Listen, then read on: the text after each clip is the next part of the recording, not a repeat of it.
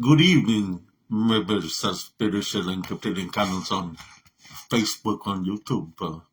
How's everybody doing today? I'm going to send a couple of invites out. Uh, Mr. Spiritual A couldn't make it tonight. He's taking a little break, if you know what I mean.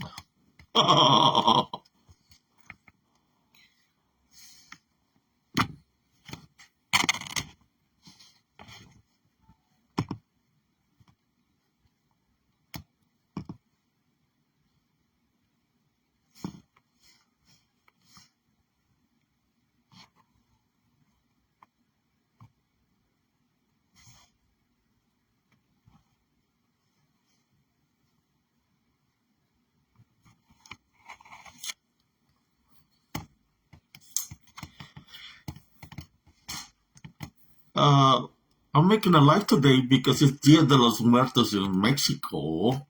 And last night I didn't have too much luck uh, trick-or-treating with the trick-or-treaters. I guess everybody must have been home last night because there was hardly anybody in the streets. So my night last night was not that good. I didn't get to drink too much blood last night. As you can see, I'm here undercover as Dia de los Muertos. Undercover, and it's a good cover up for me on this day because there's Spanish people in Mexico. They like to celebrate Dia de los Muertos, so I can blend in very well and go after all the skeletons and drink their blood. Also, all these people that dress up like La Santa Muerte. That's easy for me.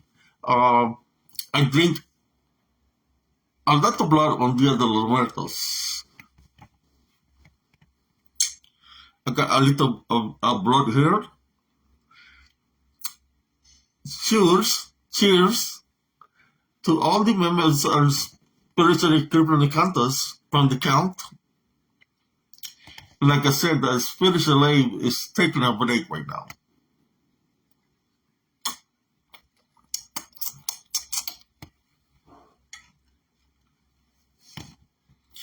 How's everybody doing this evening? I hope everybody is doing well. I'm doing well myself, drinking Dia de los Muertos, people dressed in Dia de los Muertos costume blood today. I'm having a good day, much better day than yesterday. Yesterday, like I said before, not too many trick-or-treaters. I like celebrating Dia de los Muertos because, you see, I'm going to tell you the secret of why I like celebrating Dia de los Muertos. On Halloween, I don't like celebrating it too much because a lot of trick-or-treaters, they be eating too much candy, so their blood is too sweet. And I don't like to taste the blood too sweet. It's got a different flavor than the natural flavor of the blood.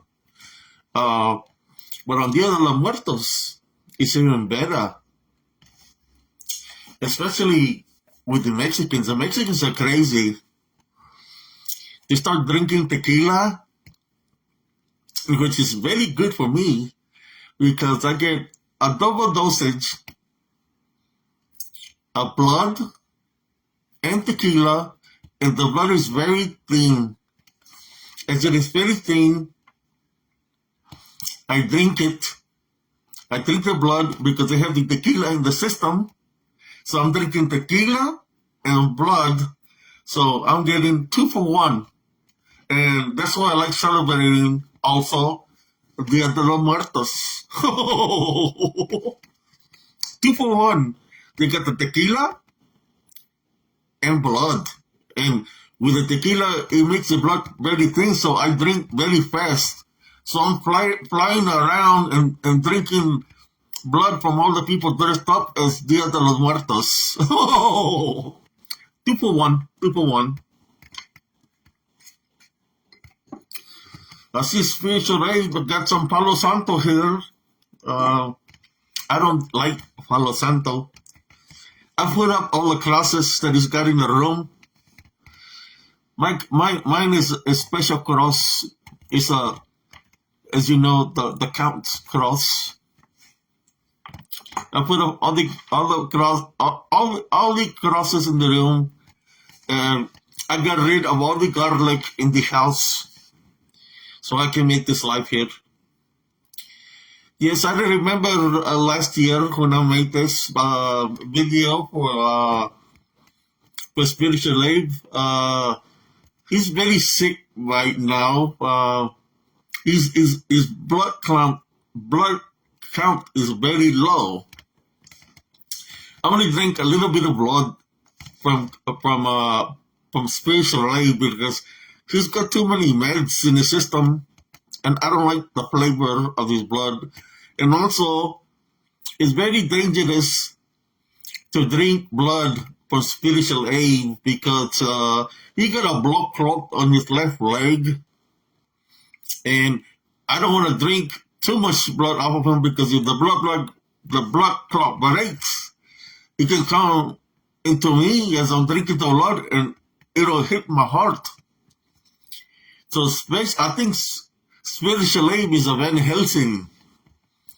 He's a Van Helsing because the blood clot is so big that if it breaks, it's like a stick into my heart. It can travel, just like it travel in a human being. The blood clot can travel as I'm drinking and go through my veins, and it go into my heart, and I'm dead. So I think it's a Van Helsing. What do y'all think?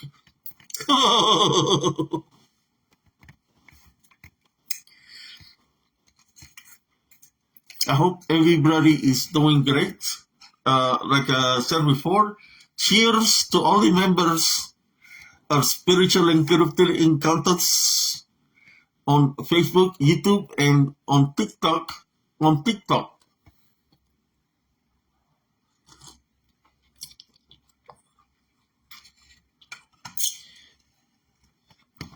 I'm going to tell you a couple of stories, I guess, from Mexico, legendas de México, arriba México. One time, I remember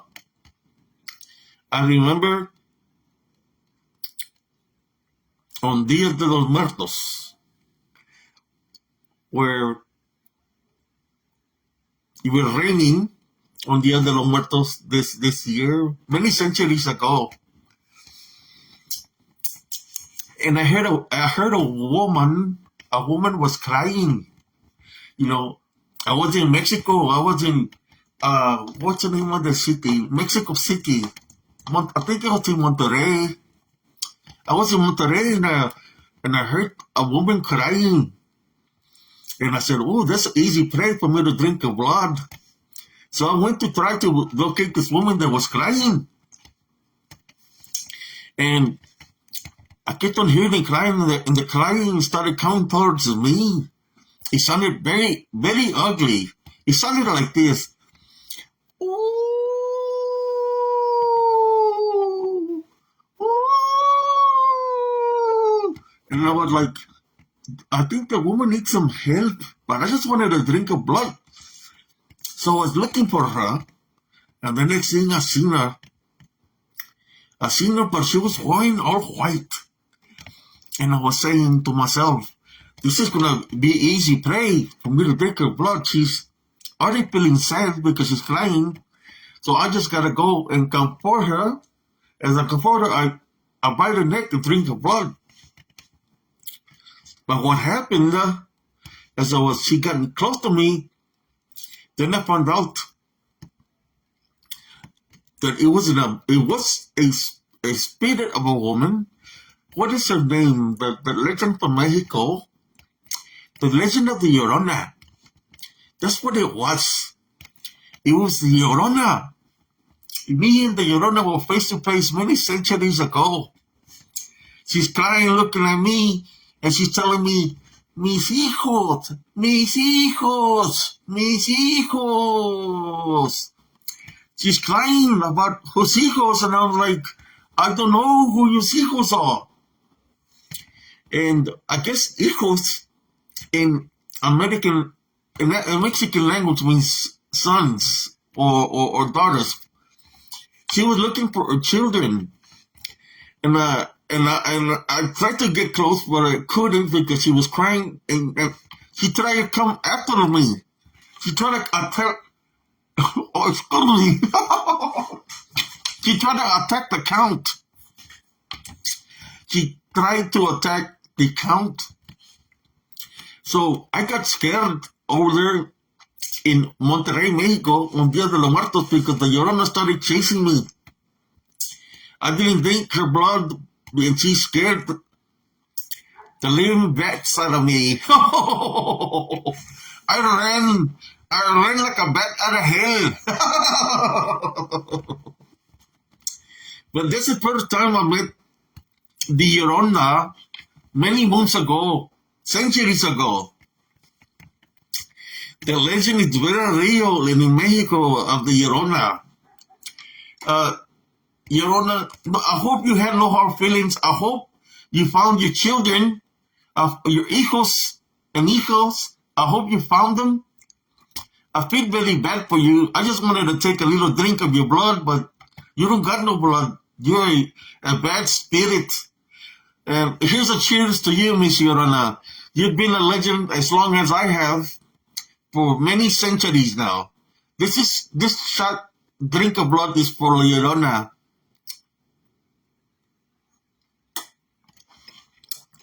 And anyways, the count don't like women with children, whose hijos and hijas. I don't like women with children because they try to get you for child support, and the count don't got time for that. I'm a busy man. I'm a fast man, very busy, always drinking blood. You could say I'm very fast. I take how do you call it? The walk of shame numerous times. So many victims. It doesn't matter. But I love drinking blood on Dia de los Muertos, especially in Mexico. Like I said before, the tequila, when they drink the tequila and they have the tequila in the system, it's a double whammy for me in Mexico. It's a double whammy because I drink your blood and I drink your tequila at the same time. So I'm feeling good. Arriba, arriba, Mexico! I'm feeling very good right now. I drink so much blood from all those Mexicans drinking the tequila that I got the buzz right now. Here it is. You see how thin it looks? This is blood from this big old Mexican wearing a sombrero, just like Dia de los Muertos.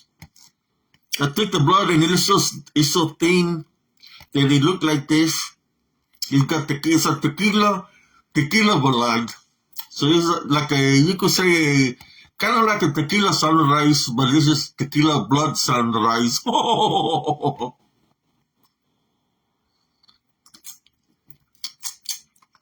Let's talk about more stories. I remember one time in Mexico, we talking stories of Mexico because it's Dia de los Muertos. I know there's a lot of, they call them brujas. Brujas, I believe, is witches. There's a lot of brujas in Mexico and las fronteras. You see, I can talk many languages. I've been here for many centuries. But there's many brujas in Mexico. They have a lot of convents down there in Mexico and in the fronteras, which means the border of Mexico and in Texas. There's a lot of convents of witches and warlocks They're very bad people because they waste too much blood. The thing that they do is very bad. Me, I don't like wasting blood. I drink blood. But those witches and warlocks are very bad because they want to get powers, supernatural powers through sorcery and witchcraft. That doesn't affect me because on the count, I'm stronger than them. But I don't like drinking the blood. Not the brujas. Their blood is, you could say, their blood is contaminated. It's contaminated because they done sold the soul to El Diablo. So their soul doesn't belong to them no more. So the blood is contaminated because the body is not necessarily theirs anymore. It belongs to somebody else.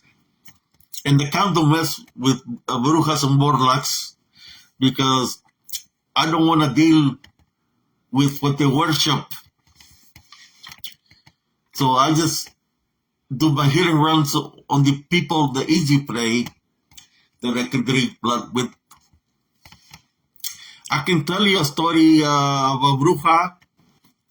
See, brujas, they can manifest, take different shapes. One of the shapes they like to take, these stories that I'm sharing with you, they like to manifest and take a shape of what they call a lechuza, which we know as a lechuza is supposedly like a giant owl, but the lechuza is the shape-shift or manifestation of shape-shift the bruja takes, which is a big black bird in which they fly around. I've seen them when I'm flying around in the sky. I've seen the lechuzas when they're in lechuza form, and they mostly travel like in groups of 3 or 4 or more at times. Especially, they like to travel when there's conventions, witches conventions. They like to transform or manifest into this lechuza, and they go to the conventions as a group, a flock of lechuzas. Sometimes they take breaks, and when they take the breaks in the woods, you're able to see many lechuzas, which are brujas, on the tree line. Normally they have the head witch that's in charge, and they follow her. All the little witches follow the head witch. Like I said, I don't mess with them because their blood is contaminated, and they're very evil.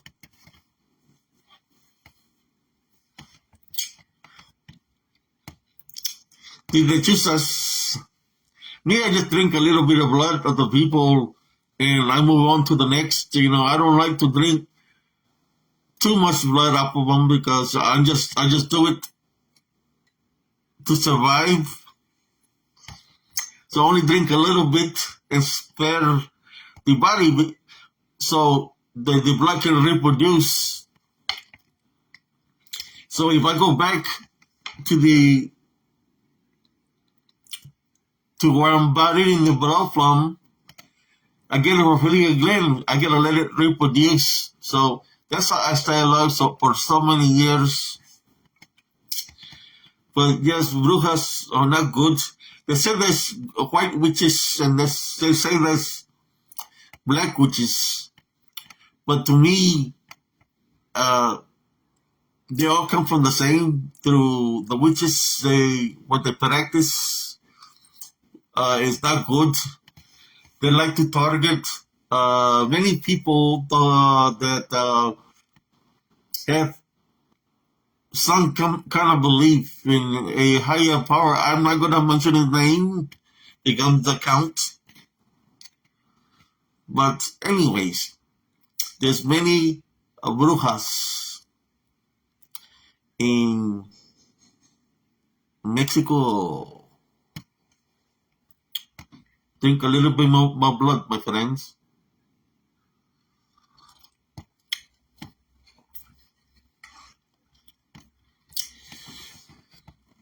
I'm gonna tell you another story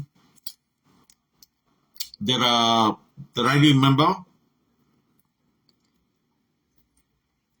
when I was in Alemania, in Germany.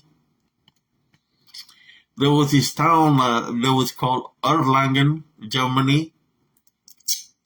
You see, I've been following spiritual aid for a very long time. I've been drinking his blood for a very long time. He's been through a lot. Since he was a kid, all the way to now.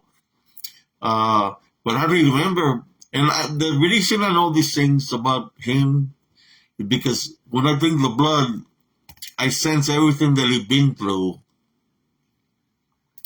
I remember when he was in Germany, he ran into the witch of Erlangen, Germany. Erlangen, Germany, there was a hill, and there was a picture of a witch, a statue of a witch. This is a true story. There was a statue of a witch, and they say that the witch resided in that area. She was more of a, how do we say it in a different language? A gypsy witch. She was a gypsy witch. And during the fest, that they would say, the legend was that this witch would appear during the fest, the Strawberry Fest. And in Germany, the Strawberry Fest, they give you big mugs of beer. And I like also partying in Germany because there's so many people that get drunk drinking the fest beer, and I have a blast drinking the blood. But I ran into that witch up there in Erlangen, Germany, many months ago. I remember when Abby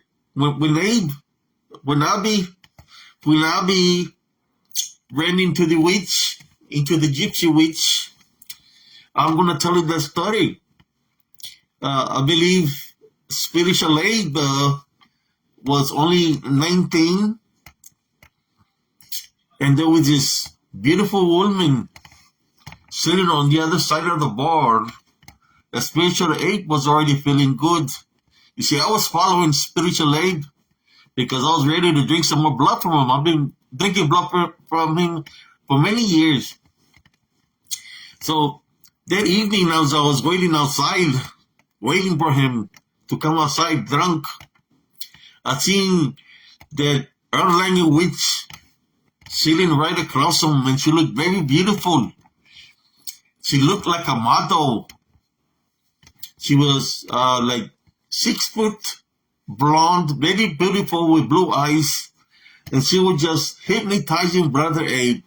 And I was getting very upset because that's my job. I like to hypnotize people before I drink their blood so they will know what happened to them. But she was hypnotizing spiritual aid, but at that time he wasn't spiritual aid, he was soldier aid. He was a soldier in the military. So she hypnotized him, and AEV went to her and started talking to her, but that's what she was doing. She hypnotized him.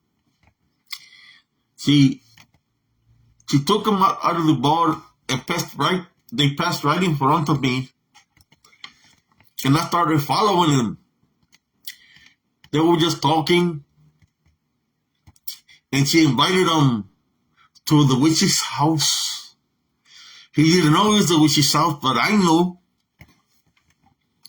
So I followed him, but I could not enter her house because she had garlic all over the place. You see, she knew about the cow. because she's a gypsy. So she had a lot of protection in the house that the cop couldn't go in. And I was upset because that was my source of blood for the night. So I was peeking through the window like this, and I was trying to warn AB. I was making noises, but he wouldn't hear me because he was in a trance-like state by the Erlangen witch. She tried to seduce him like a incubus. Should I say a succubus? She was naked, and AB was drunk. He was young, and he fell asleep on the couch.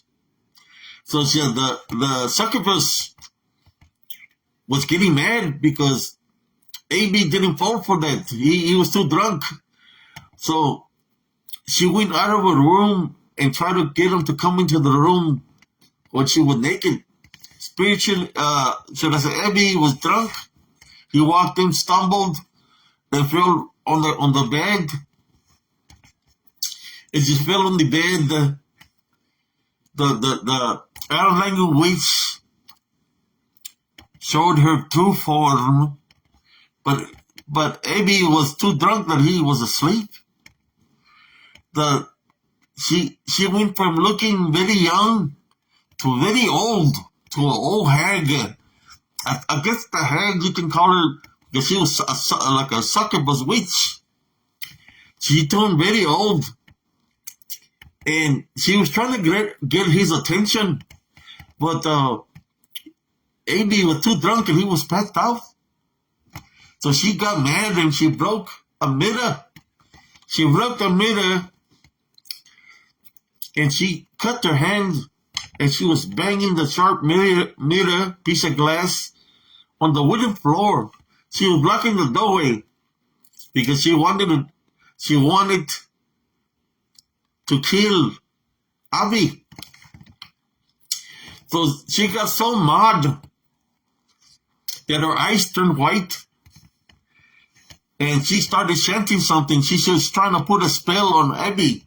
But you see, Abby's always been a spiritual person, and he's being protected by something higher. I'm not going to mention the names.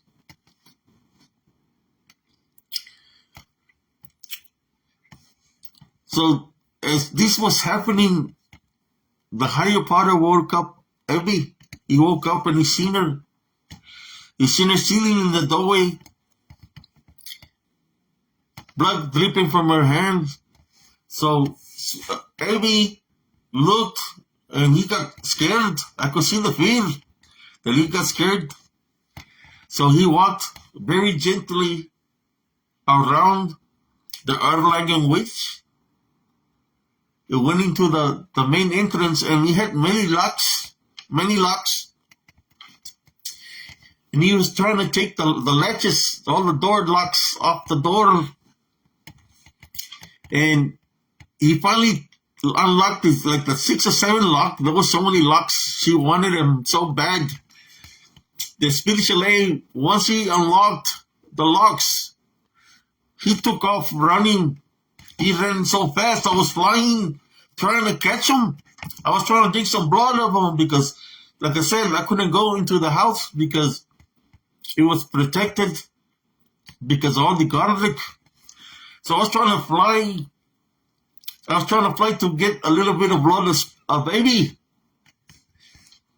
But he was running too fast. I couldn't catch up.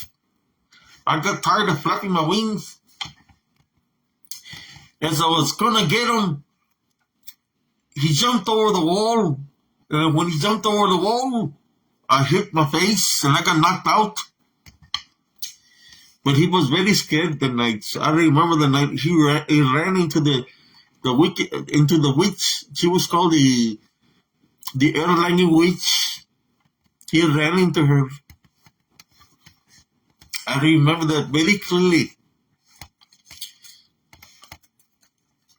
You see, in Germany, there's a lot of vampires over there too. He ran into a vampire in Erlangen. I remember he thought it was me, but it wasn't me. He had the same top hat like mine, but it was a different vampire. These vampires, they run in groups. Me, I run by myself. They run in groups, and he ran into one over there in Erlangen, Germany also when he was young. I believe when he was there, he was 19 or 20 years old. I was looking at him because I would follow him. And there was one evening, the vampire.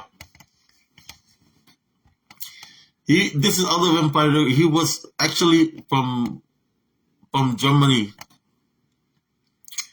He was following him around, and Avi was gonna go to a bar to drink, but he changed his mind. I guess his senses were at that time growing as a spiritual age. You know, he was still young, but he sensed something behind him. I was standing by the corner of the block, just looking.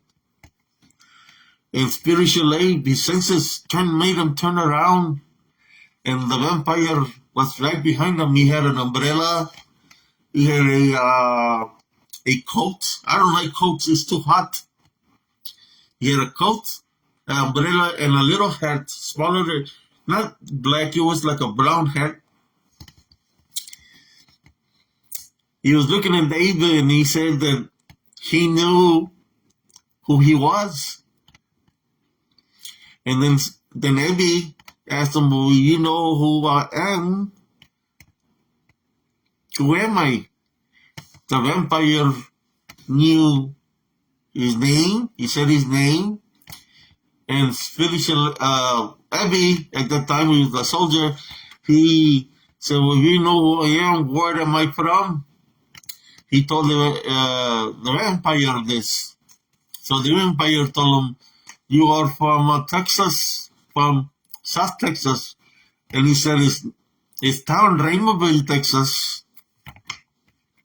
He said he knew his grandmother, his grandfather, and he said the names. He said the name of his mother and father, and he started saying the names of his brothers and sisters.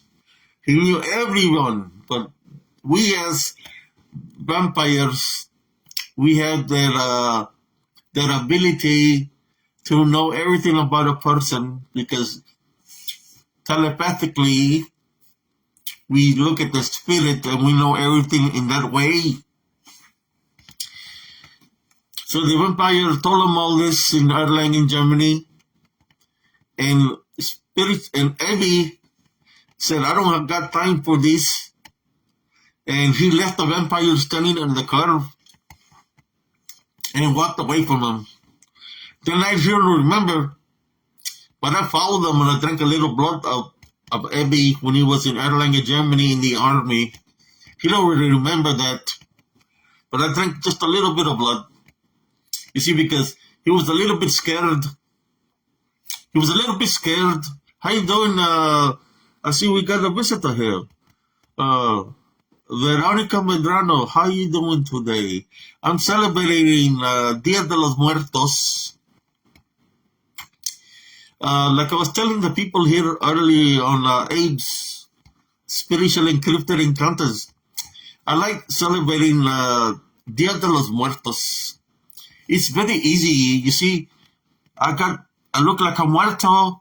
I camouflage myself to look like a skeleton. So I follow the people dressed as skeletons. In Mexico City, Monterrey, I go have a party over there because they're drinking tequila. So when I drink the blood, it comes out really fast because the blood. So it's a double whammy for me. Because it's a double whammy for me because I'm drinking tequila out of them and blood at the same time. So I'm getting 2 out of 1. So I get feeling a little bit drunk and I drink the blood. I love Dia de los Muertos. I tried to go a little bit of trick-or-treating last night, but there was hardly any trick-or-treating. The coronavirus has brought business down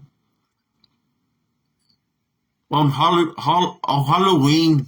So I decided to celebrate on Dia de los Muertos because the Mexicans, or in Mexico, they like to dress up for Dia de los Muertos, and that's, I drink a lot of blood. Here is to Dia de los Muertos, and to all my Mexican friends that I've drunk blood from, drinking the tequila. Keep on drinking the Jose Cuervo. Ay!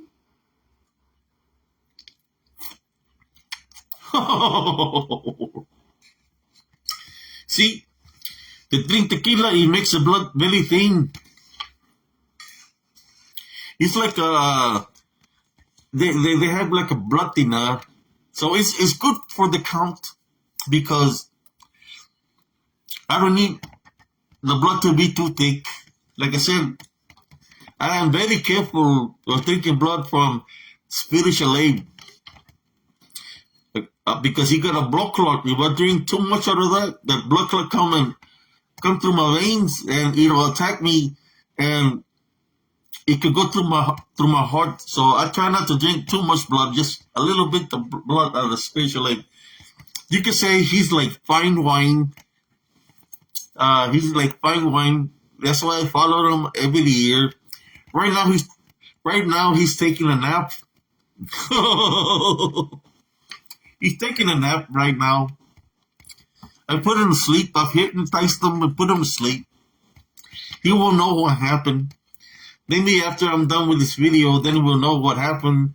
That they came to visit him. I try to visit him every year. I make my rounds. Who celebrates Dia de los Muertos like I do? And I can't wait. I like all holidays actually. Even when people dress up like a turkey, or they dress up for Christmas as a snowman or a reindeer or Santa Claus. That's easy place for me. So I like when they have Mardi Gras because they dress up Mardi Gras also in St. Louis, and people get drunk and the blood is very thin. And I like celebrating also New Year's. So many people drunk, and the count has a blast drinking the blood of all these drunk people.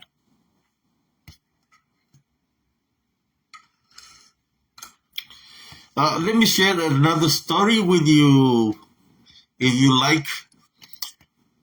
But where do you want me to share the story with you? I'm going to share one with you. I don't remember from Spiritual Aid or AB. He used to watch his show. I don't know if anybody remembers this. It was called Boo. B-O-O. Boo. Back in the 70s, or maybe older show from the 60s, but it was called Boo, and they would show many. They would show many movies. They would show movies of Count Dracula. Count Dracula is my cousin. They would show Frankenstein movies, werewolf movies, movies of the witch, and they had when they show they will show a woman crying dressed in black. They reminded me of the Llorona. She'd be crying and she'd like, ooh. She'd be crying at the beginning of the show when the show would start, and then they would show movies, and sometimes they would show King Kong and Godzilla in the movie. They'll show King Kong movies, Godzilla movies, scary movies, all different kind of movies. I like the show. It was very good. Also like watching the Monsters, Henry Monster. Before Henry Monster, Frankenstein, was telling his wife, I dated her before. I, she drank my blood, I drank her blood. We were drinking blood from each other. I dated her before. And I know Grandpa. I know the Grandpa vampire. I know him. He wanted me to marry his daughter, but I didn't want to. That's why she found, she married Henry Manta.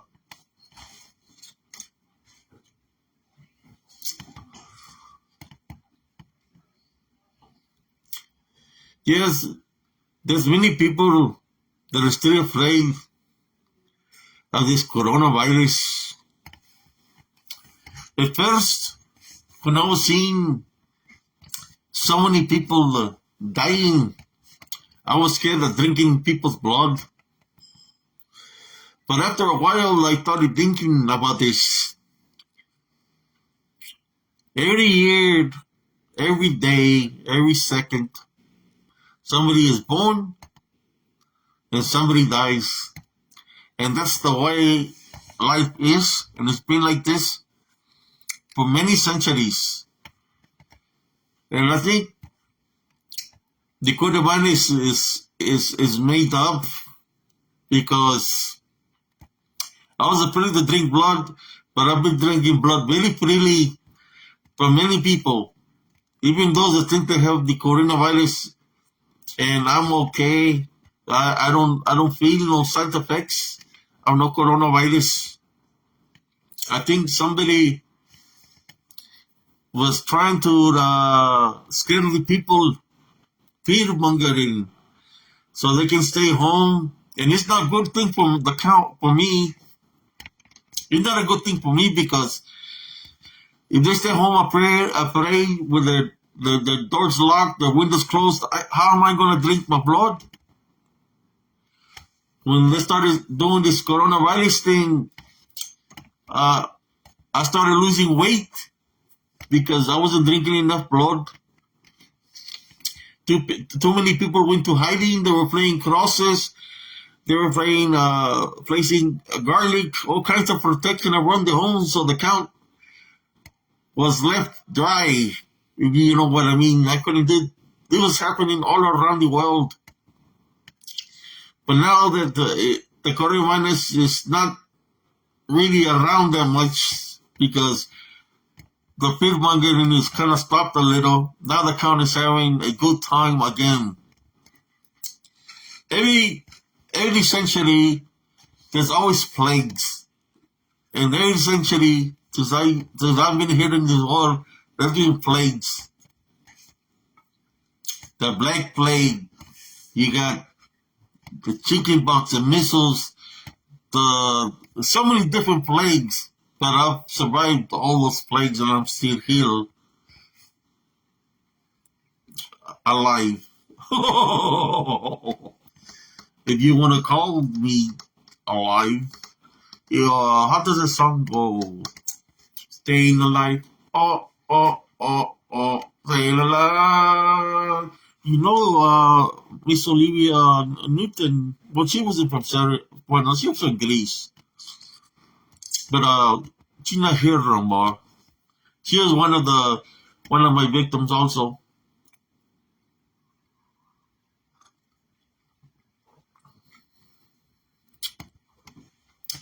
I see that Abby doesn't have that many viewers here in Spiritual and Cryptid Encounters. I guess everybody must be celebrating Dia de los Muertos if they're not here viewing this video. I seen there was people worrying about Abby, Spiritual Aid. He didn't make a video yesterday because I stopped by and I drank his blood. I drank some blood and he's not feeling well. He's not feeling well right now. So I'm just here to say if he's not feeling well, he's not going to be here for a while. Maybe next week or maybe at the end of the week he might show up. I don't know. You know, when you drink blood from people, it affects them differently. But this spiritual ape is facing many, how should I say, unseen forces. I'm an unseen force, but there's other unseen forces.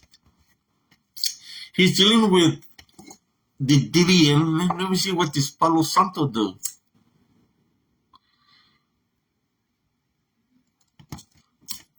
Let me see what this Palo Santo do. You're gonna like, ooh.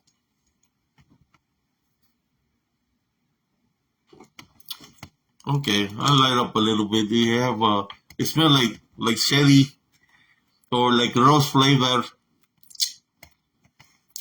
Yes, spiritual aid as a drinking blood. I think what he's dealing with. I know who they are. Like I said, I'm here for a very long time. He's dealing with the disembodied demonic Nephilim. Let me tell you about he calls them disembodied demonic Nephilim because they're in spirit form, which means disembodied. They're demonic because they were created by the Watchers that were affiliated with Lucifer, which were the fallen angels, the 1/3 from heaven that fell, which was the Legion, when the Watchers was affiliated with Lucifer in the Legion, and they created the Nephilim. They created the Nephilim, which is their creation of the Watcher, which when the 1/3 got casted down from the heavens, they became demonic. So the way that the Nephilim became disembodied was when the flood came on Noah. The flood of Noah came because the Nephilim were giants in different sizes because they come in many shapes and many forms since they were part demonic. And they were here in the flesh because the Watchers slept with women. The women. So they created the Nephilim. And they had many spiritual abilities. And there was destroying earth. They were killing everything that God created. So God created the flood, the big great flood that destroyed the Nephilim. It destroyed the vessel of the Nephilim.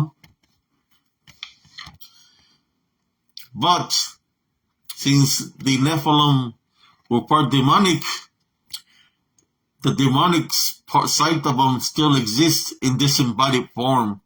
That's what spiritual aid calls them, this DDN, disembodied demonic Nephilim. That's why you call them that, and they exist. They're amongst us. I always encounter them, but they leave me alone. You could say I'm like the Llorona in a sense of a way. I'm not gonna tell you the secret how to kill me, but they know who I am. I always see them also. But spiritual ape is fighting those Gideons. They don't like him. They come in at him in numbers. Let me drink a little bit of more blood here.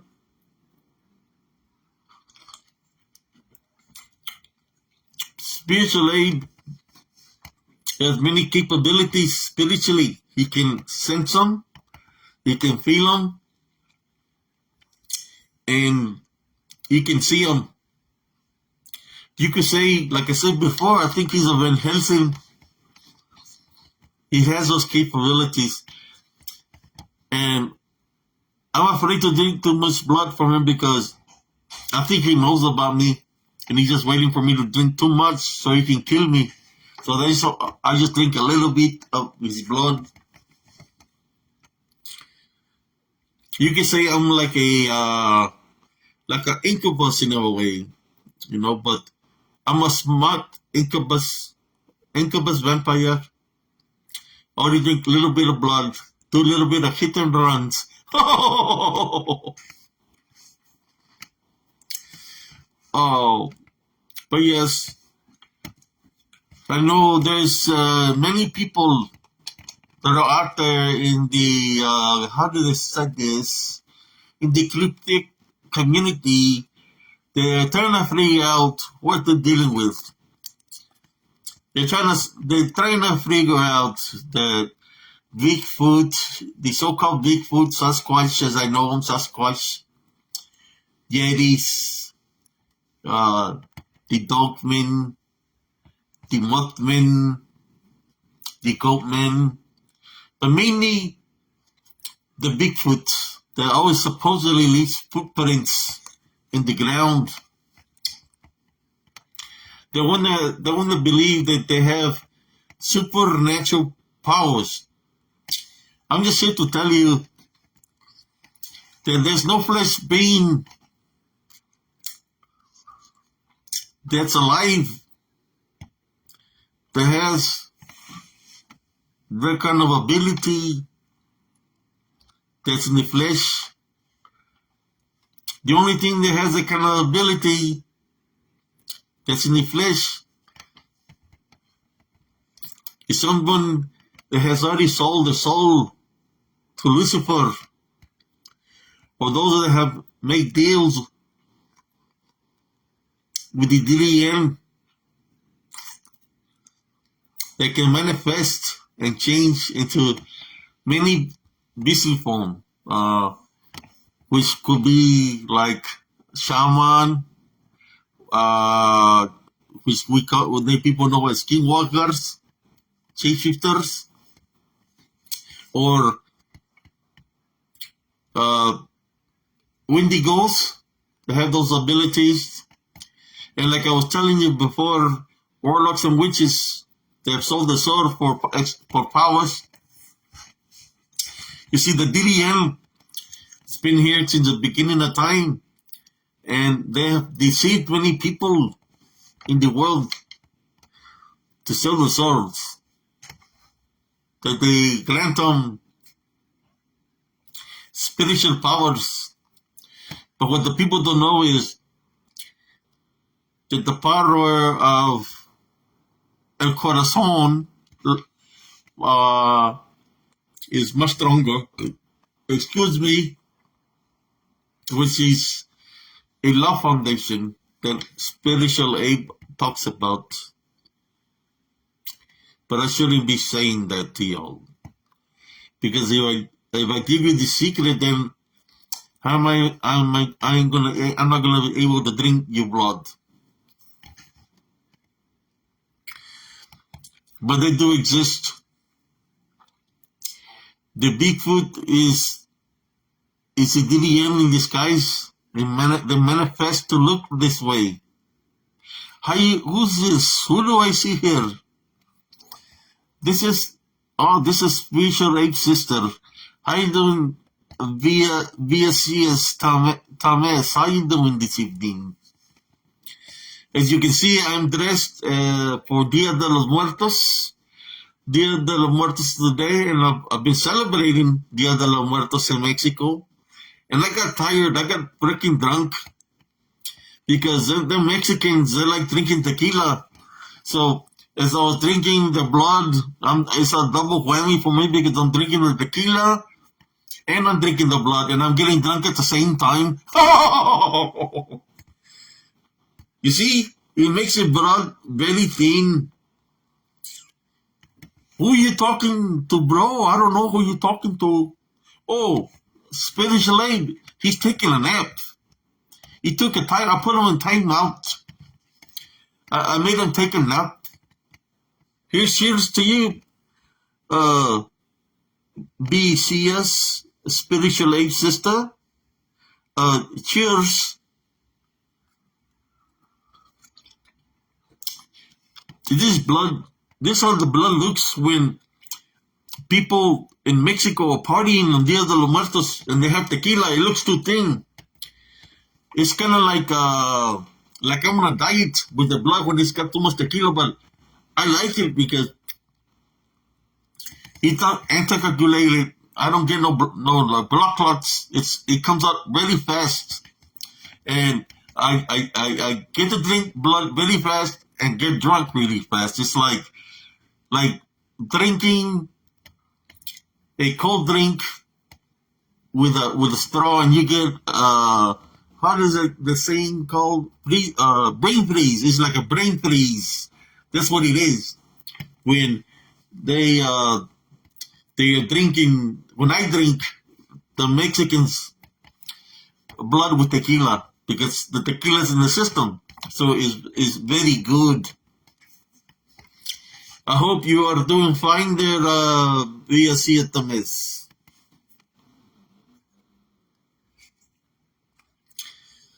Yes,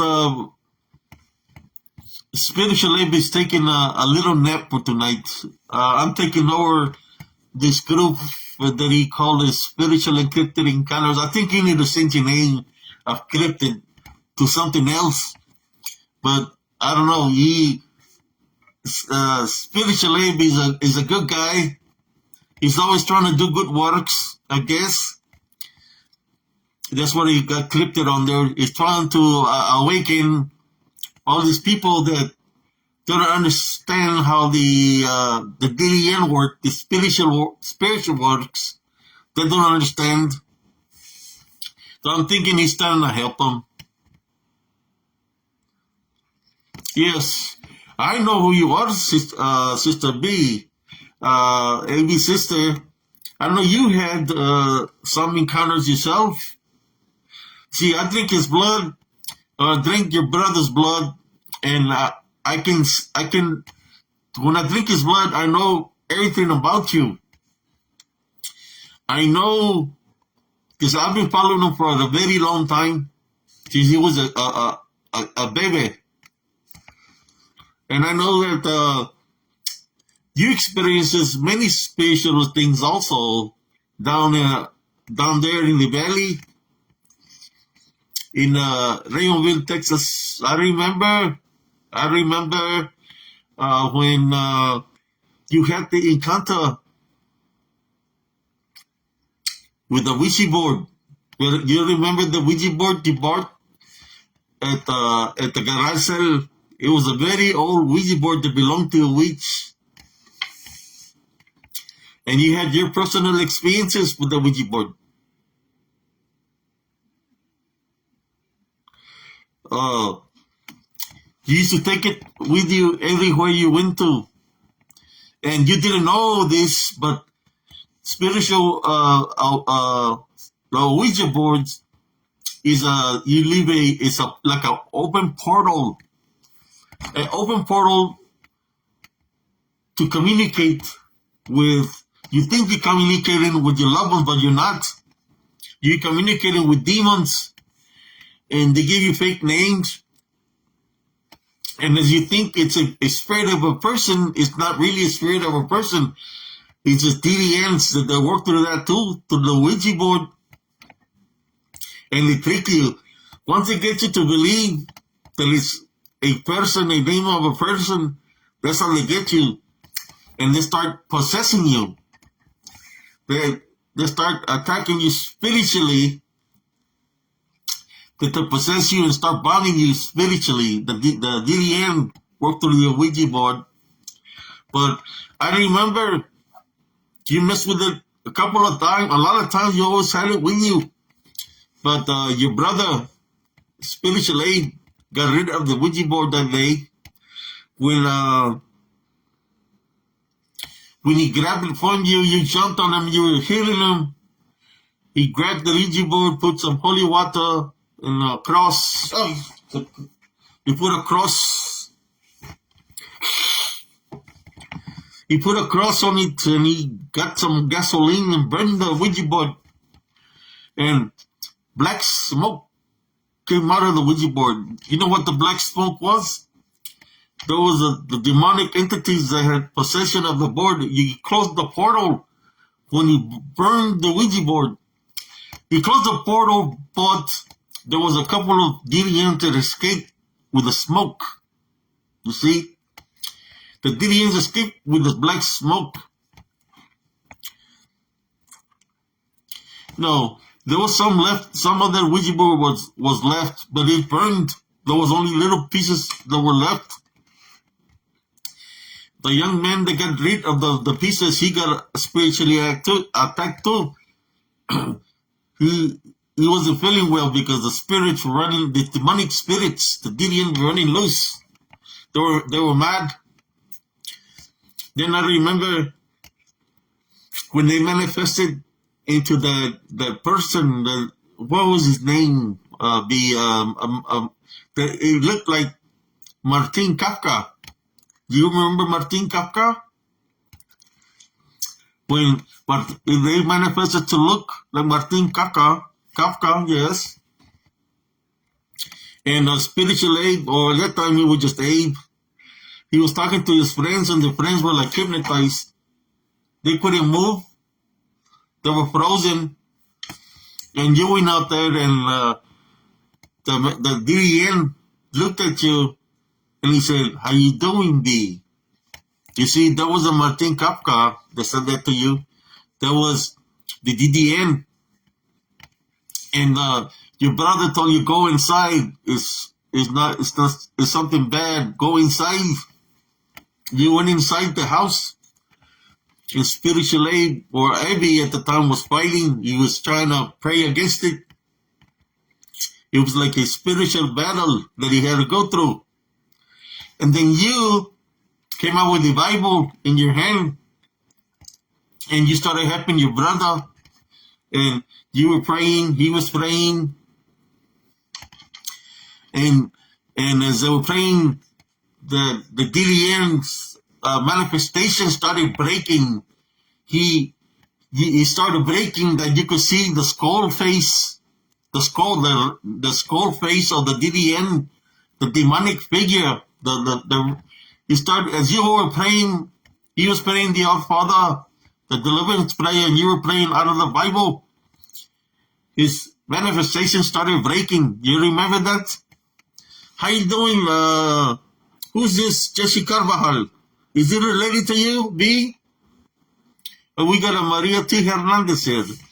How you doing? You know who I am. I was here last year, but I'm here in disguise this year. I'm celebrating Dia de los Muertos. It was kind of slow last night. For Halloween, there was hardly any trick-or-treaters, so, but I don't like Halloween too much because when I drink the blood, it's too sweet. So I don't like to drink too much because I don't want to become diabetic. So I waited for today for Dia de los Muertos. I like drinking blood from the people in Mexico because they like to drink tequila. So when I drink their blood, I'm getting a double whammy, a tequila shot and blood shot. Oh! Yes, but I remember there'd be when you were praying with your brother, with Abby, and he started breaking the Dillian's manifestation. His shape-shifting started breaking, and you could see the skull face. He started looking like a skull, demonic being, and he was making different noises, different sounds of animals. And he said he could not win because your face was strong. And he left on the bike for like about 5 feet away from y'all, and then he did a Houdini, like poof. It disappeared, and there was white smoke everywhere, and it smelled the sulfur. You remember that? Yes, I remember that because, like I said, I drink his blood and I know all this. He looked very evil. He disappeared in thin air, just in air. I remember this, and I know about your cousin Jesse, the senior. I know about cousin Jesse. Like I said, I drink his blood. And I know about Jesus. That's Jesus. His name is Jesus in Spanish. But they call him Jesse. But in Spanish it's called Jesus. Am I correct? And B, your real name is, well, I'm not going to say your real name. I don't want to say your real name, but Jesus, you have some spiritual encounters yourself. Let me see here. It's been happening to you for a very long time since you were a kid. I see. I'm psychic too. Cousin Jesse, Abe's cousin. Yes, yeah. I could see this man in the. I could see dirt. I could see this man in the middle, dressed in white, and many little young children around dressed in white. Also, he was like a witch doctor of sorts. What is he called? The cousin Jesse. What's the name? He was like a witch doctor. Uh, what did he worship? There's the Santeria. Is it Santeria? He's a witch doctor. I could see this. And you was a kid. You was like supposed to be his. How should I say? He was trying to teach you the black arts of the Santeria. That's what I see. And that affected you some because you was around it. But I see the man right now, how he look. You were just a kid. You didn't know what was going on. A palero. That's what they call it. But it's all dealing with the same thing. Palero, the Santeria, Santa Muerte, Brujeria, Voodoo, Hood Voodoo. All of these are the same. Is dealing with calling about the spirits of the, just like a Ouija board. A Ouija board we're talking about right now. That's demonic. It's all that is dealing with necromancy and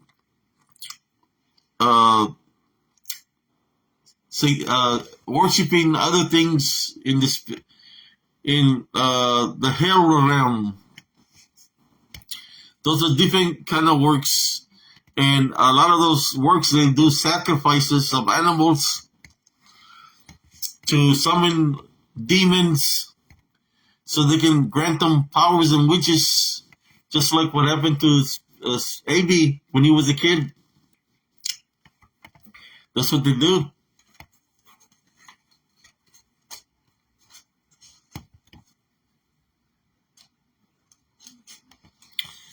Yes, you got a lot of money, but I can remember for you because I can see I'm the count.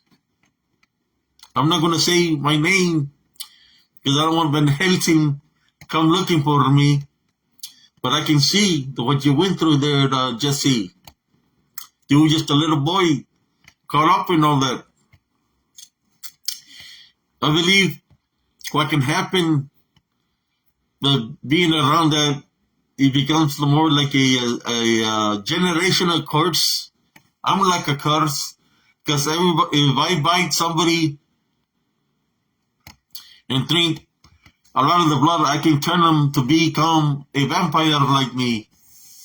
So I just take little hit and run. So I don't got time to be creating vampires.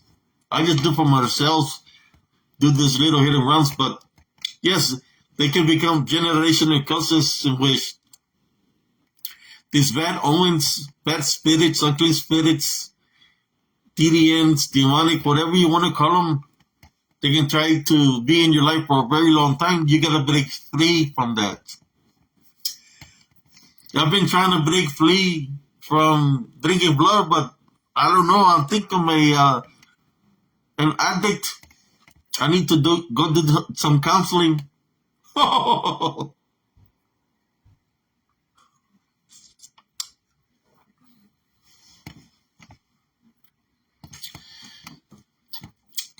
Yes. I've run into many people throughout the centuries that practice many things. There's so many all around the world.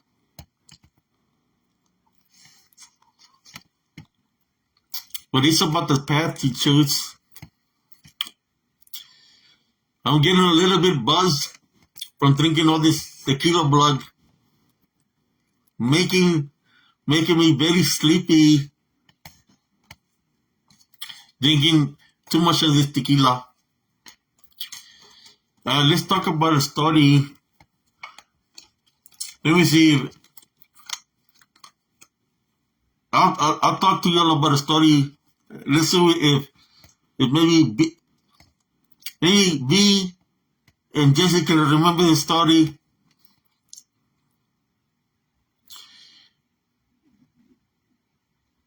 It's dealing with when y'all lived in the little house in Raymondville. There was so much activity there in that house.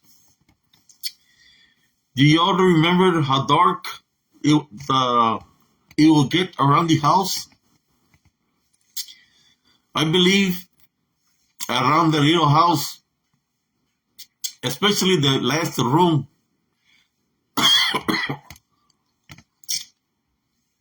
I believe there was a portal, an open portal there.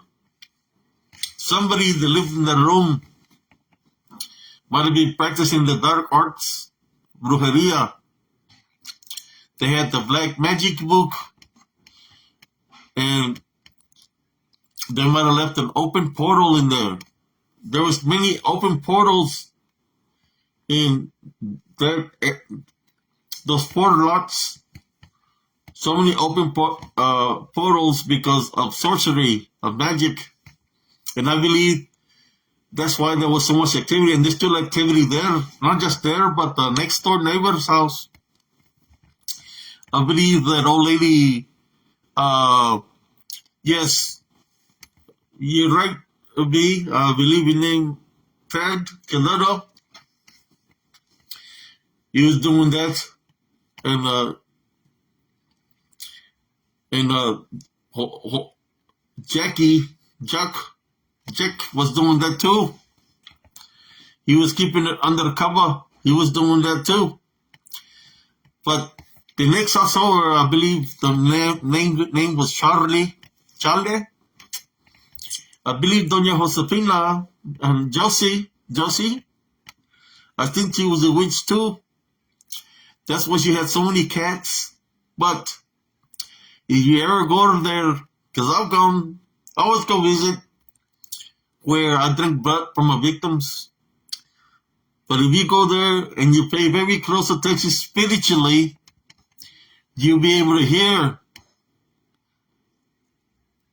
Because if I remember correctly, you would always hear women chanting by that side of the house. You will hear women saying whispers. There would be whispering, saying things, and laughing. Pay close attention next time if you ever go back to the little house. You'll be able to hear the women chanting coming from that yard. From that yard of Josefina, you hear the woman chanting, whispering coming out of that yard.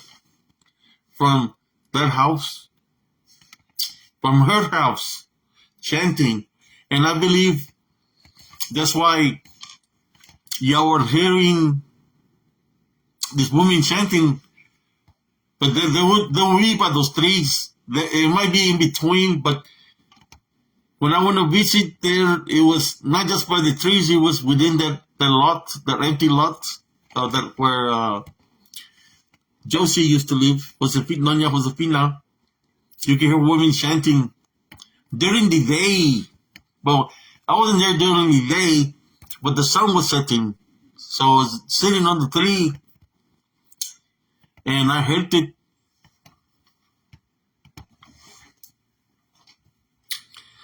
Yes, there was so much spiritual activity. I believe you all had friends there. B, A-B. You had imaginary friends where they would be in shadow form. That's why you all see so much activity now that you're older. It's the shadow spirits, this TDM. They were there because of those open portals.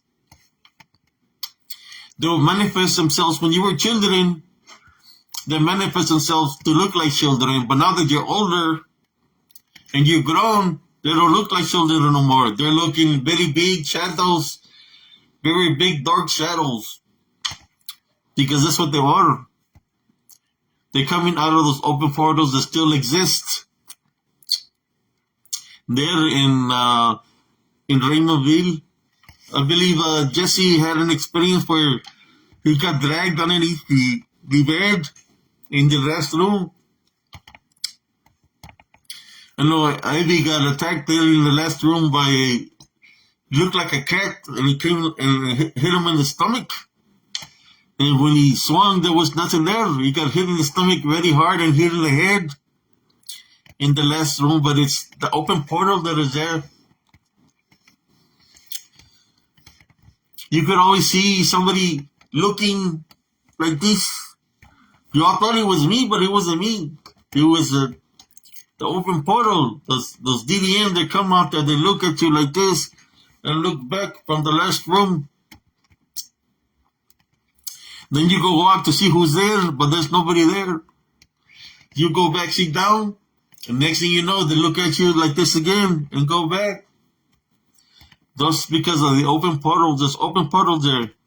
You see, when there's open portals out there, that means one thing, that the portal is open, it's not closed, and there's demonic beings coming out of the portal, and they're not coming to make friends. They're coming to possess people, to scare people.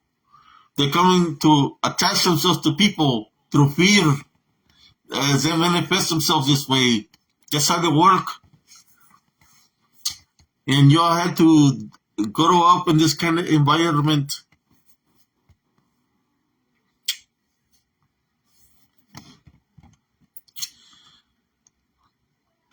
Yes, they come in many shapes and many forms. You see the red eyes in the last room. I believe your brother maybe seen one inside the roof. He had yellowish eyes in the form of a silhouette of a man, but it was his DDM because of the open portal that's there. And the open portal is still there. The man that lives there, he's being used. He's like a, how should I say, like a puppet. Because they possess him every time. They possess him. They go in and out of him, so they use him as a vessel. They possess him and leave. Possess him and leave. Possess him and leave. That's what they do. So he's caught up in this possession of in and out, in and out, in and out. But at the same time, it's because what he dealt with, he cannot, everything's coming back to him. So he just wishes that we leave that alone. Family, just stay away.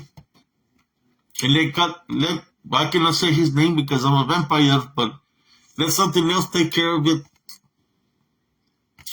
Just like your brother, a spiritual life fights spiritually because he stands his ground against his 3N or anything that comes up against him. That's what you're supposed to do.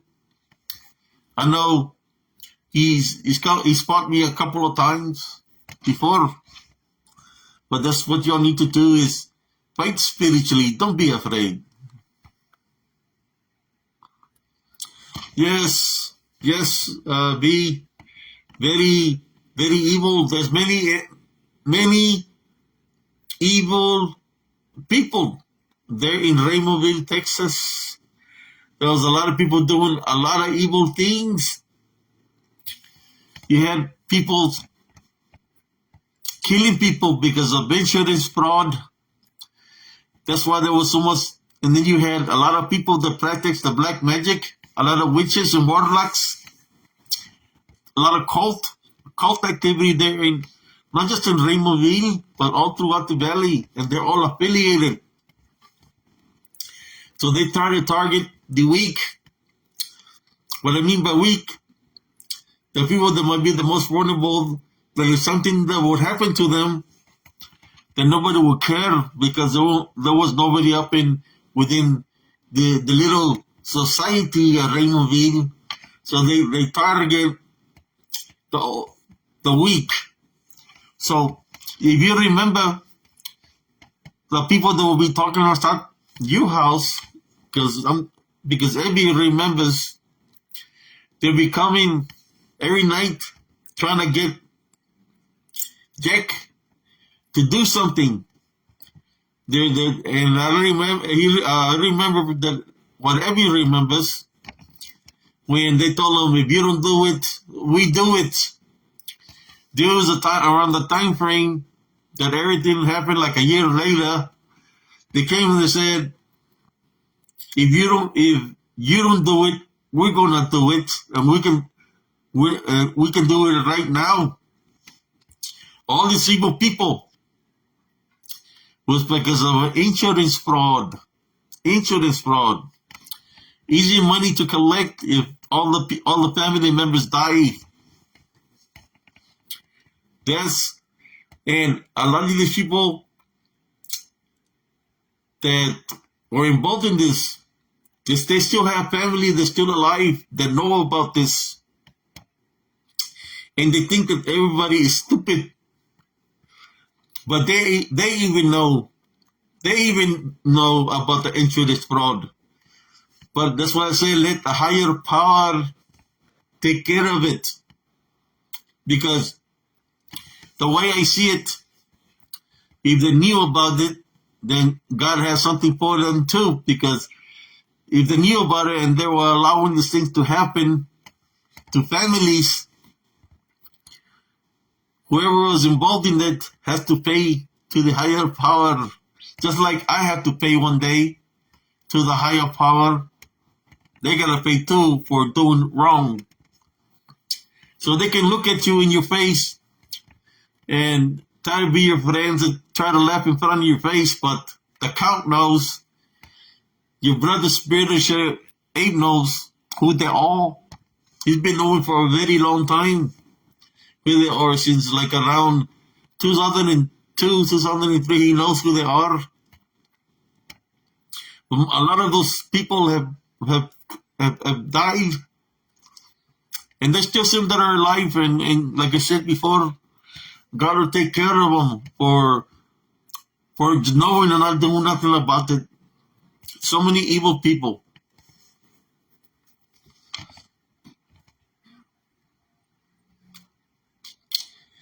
Yes, you see, that evening, everybody was supposed to die, but it didn't happen that way. It didn't happen that way. Those people that was involved, they made some money because one person died, but you see, they wanted the whole enchilada. They only got a little bit. They wanted the whole enchilada. They wanted all to die, in which it would have been a lot of money for a lot of people that had that insurance. It was an insurance scam. So all those people were waiting to collect for every single person that was on the insurance, but they only collected for one. But that's what that was about, and it still was about that. It was about that. You can say, I'm glad that y'all still alive. They didn't go their way. When your children, me, I don't drink blood from children. I know it tastes good because they're innocent, but when your children, you can defend yourselves from grown-ups. But now that you're grown, when spiritually got grown, they try to come at them there in Raymondville. All the cops surrounded them. Then they brought people to try to take them out there in this little bar right across the, what do you call the Superette? There was a little bar. Spiritual 8, they come back from Desert Storm, or 80, He was in the army. He got surrounded by 6 or 7 cops. One of the cops was Michael Rosales. And he told him, if you don't go, something bad is very bad is going to happen to you. But Avis was just back from combat, fighting the Medina Republican Guard. He wasn't afraid. He stood up against them, and he told them, well, this is what he told them. He told them, he's just come back from combat. He said, this is what he told them, make sure you have body bags for everybody because many people are going to die tonight. He wasn't afraid. He was ready to handle business. Then they brought some other people, like 20 people. These cops paid beer and money to come and take out ABCs there. But one of those guys, they came, knew him. I believe his name was Lupe Cano. Lupe Cano had a gun with him. And he recognized Avi. And he told Avi that he was looking for a fella. That he was looking for a fella that was starting problems. And Avi told Lupe Cano, the fella is me. And it's the other way around. They came to me and threatened to kill me. And Lupe Cano was cool with Avi. He knew about her family. And Avi made a deal with him. He told him, look, I'll buy you 2 cases of beer. You tell those guys out there to buy 2 cases and we just leave it alone. Nobody needs to get hurt. And that's what Avi did. And Lupe Cano was his friend. And he told them all to leave. They left. And that's how Abe made it home safely. And he left back to Fort Hood. When he got to Fort Hood, they told him, don't go back there. Abe had called his first chain of command. They made an investigation. And they wanted to go talk to the police, Raymondville, Texas. They tried to lie to the people in charge of the military, but they did an internal investigation to the police station, and they found out about the insurance fraud.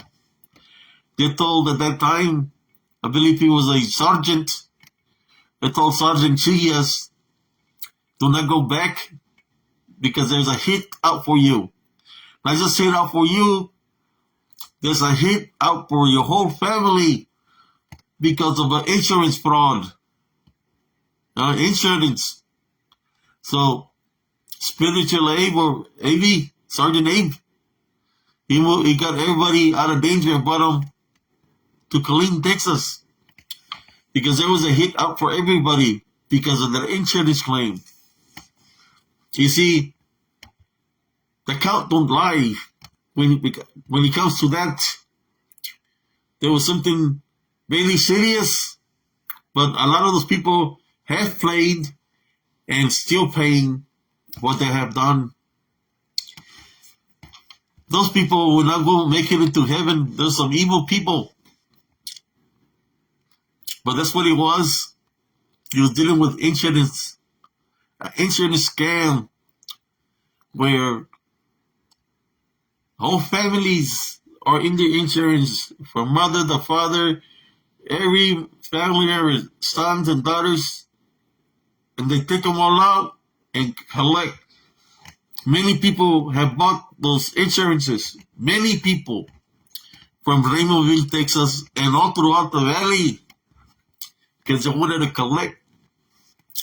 And you know who the man is, B. Tamez. They were selling those insurances. I believe his name was Isidro. That's what his name was, Isidro. And he was related. He's related to you in 2 ways, I guess. But that's the man that was doing it.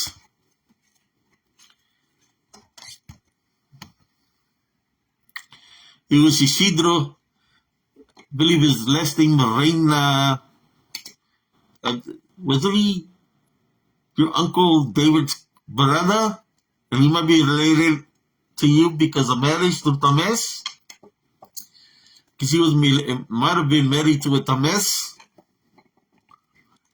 Isidro Reina was the one selling those insurances.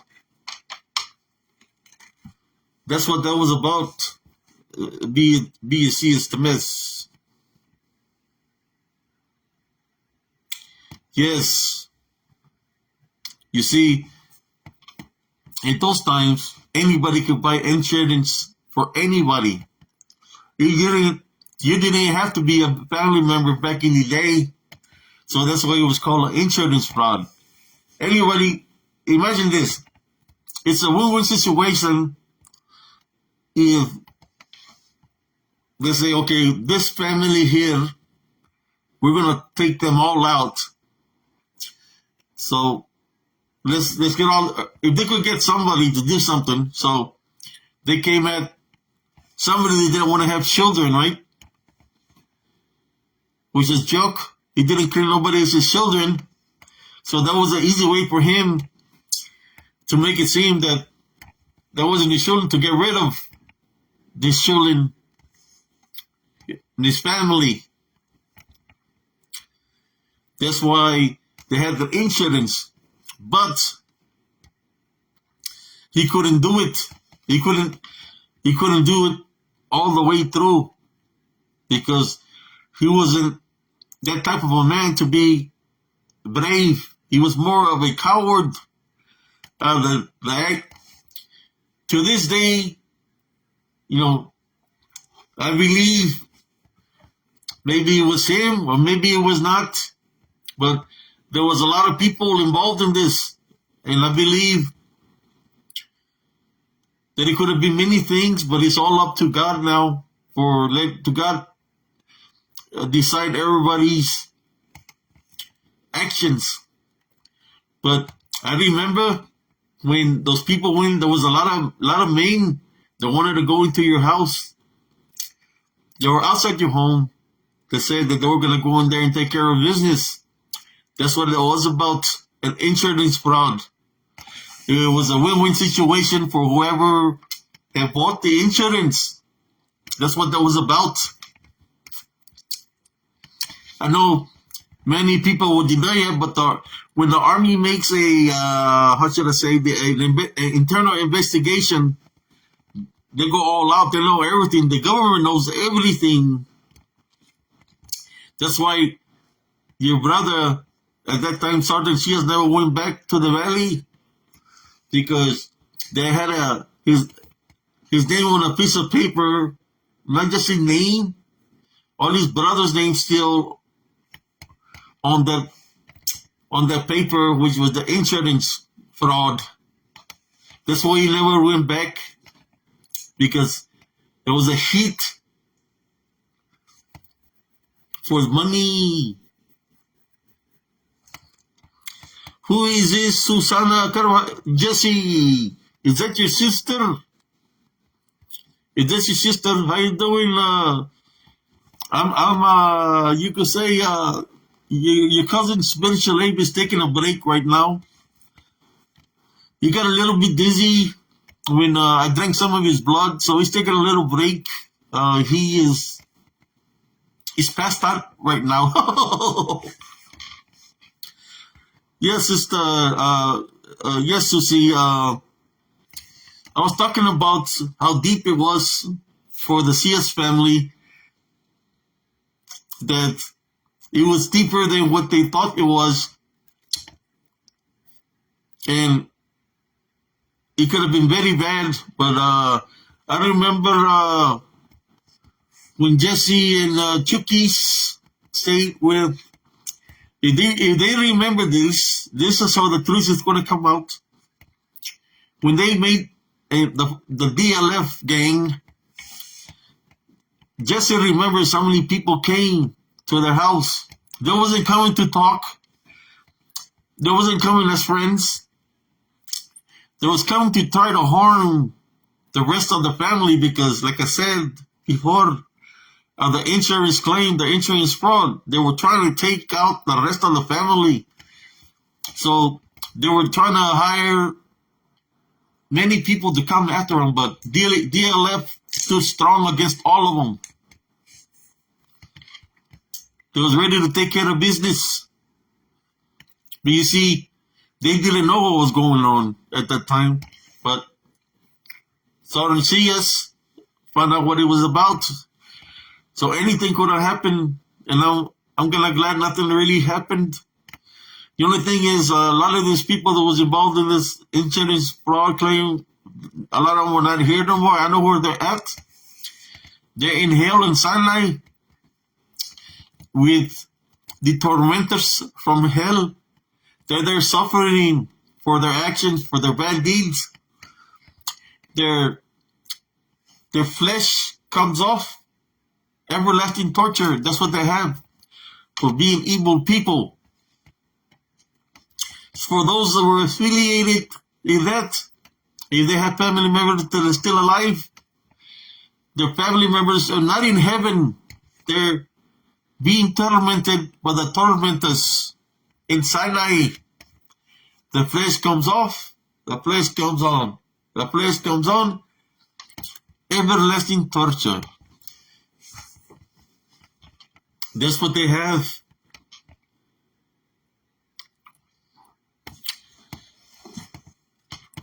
Everlasting torture. Evil people.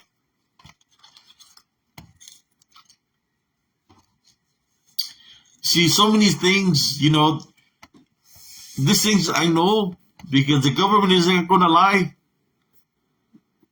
That was the findings of an internal investigation that was given to Spiritual Aid CS now, but at that time, Sergeant CS.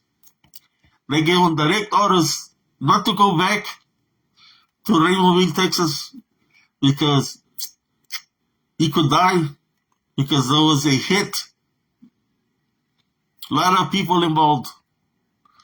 There was a person that worked for the police department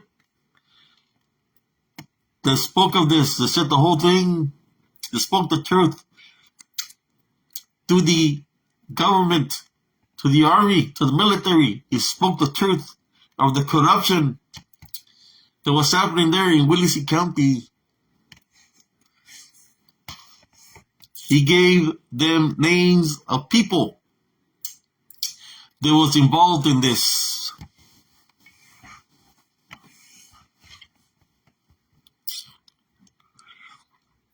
Spiritual Aid, or at the time Sergeant Cias, when all this happened, and his whole company found out of what happened to of the insurance fraud claim, of what was really what happened to his mother.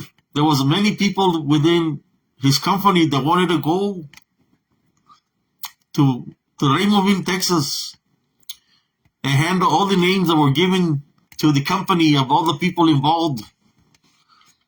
They wanted to go there and wipe them all out, military style. But Spiritual Aid, Sergeant Abe, still was spiritual at the time. He was already not being too much military no more because he was ready to get out of the military. He wasn't feeling too well. He told him, no, let a higher power handle it. So it was left alone.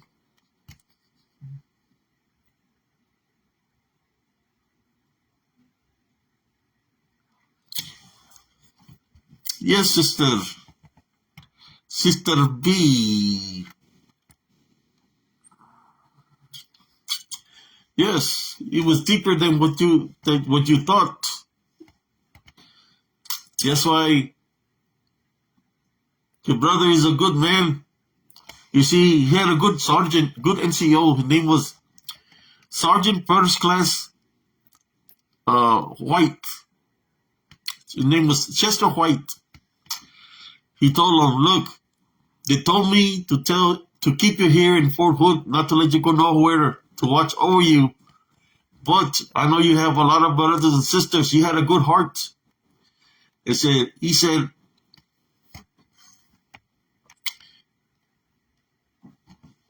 He said, I don't want nothing bad to happen to you, but I want to give you time to go and visit. I'll give you time. I want to give you 2 weeks to go and try to convince your brothers and sisters to get out of that town. So I moved one family at a time. Oh, spiritually, sorry, I said but because I'm feeling his energy, his spirit right now, even though he's asleep. He moved one family at a time and brought them to safety and got them out of Raymondville, Texas.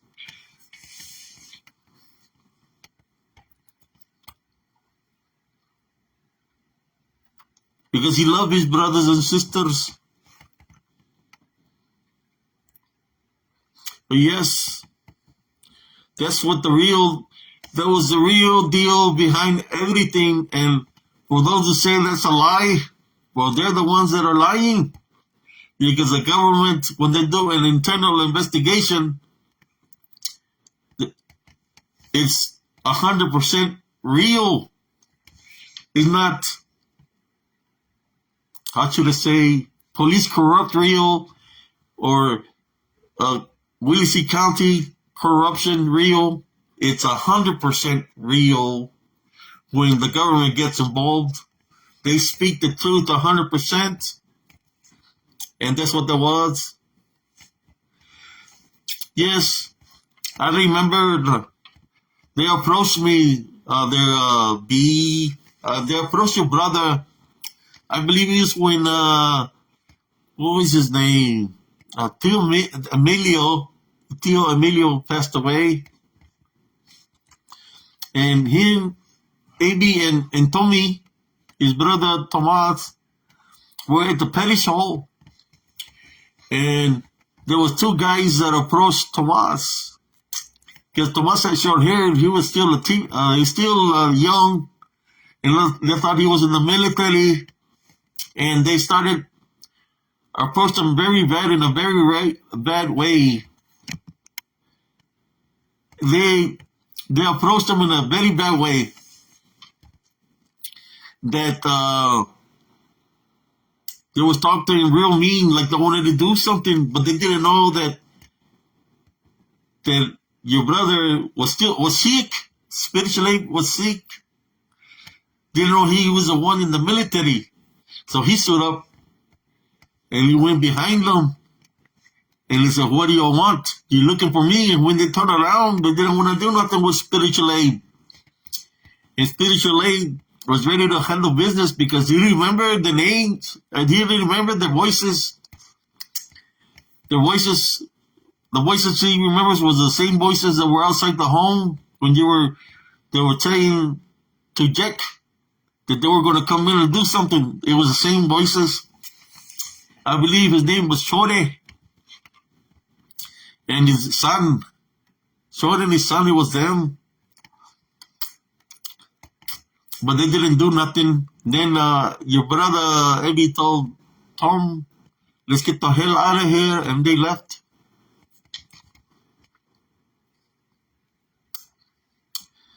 Yes, it's very real story. You see, what it wasn't that people just want to focus on one little thing that happened, but it was bigger, way bigger than just what happened.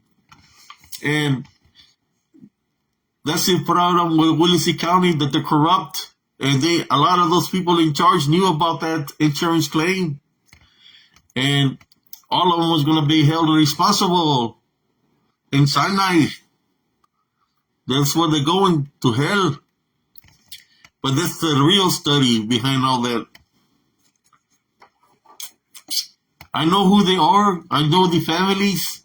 You know, they know who they are too.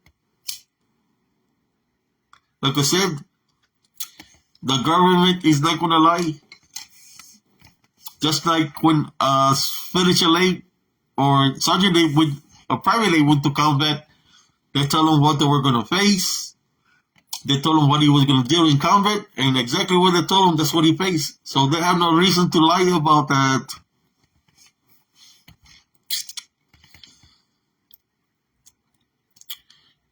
Sometimes, people worry too much about vampires, werewolves, lloronas, brujos, and brujas, and they don't fail to realize that there's a lot of wicked people that are worse than the brujas and the brujos because of the acts that they do that are evil acts. There's many of them. They're in Willacy County. Imagine this. They look at you like they're your friends, but they're not really your friends. Because when they're looking at you, they see a dollar sign because they have insurance claim in their hand. But that's the way it was then. I don't know if it's like that now. If people are still dying like that, but that's what happened then.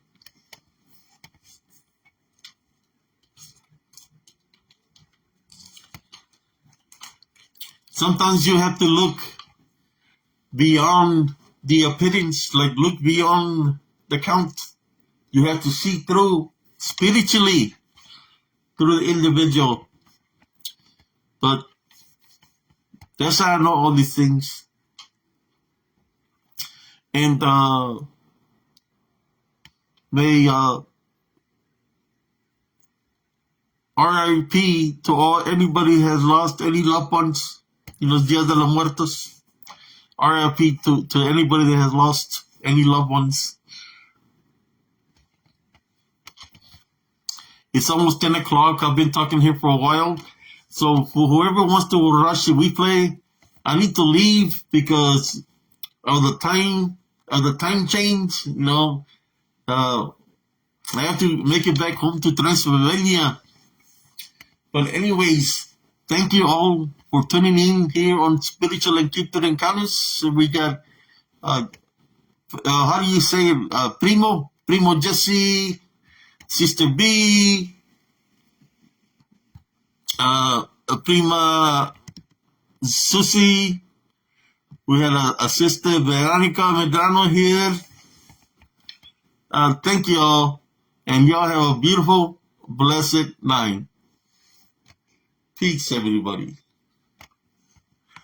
You better sleep with one eye open because I still got 2 hours to drink some more blood. Good night.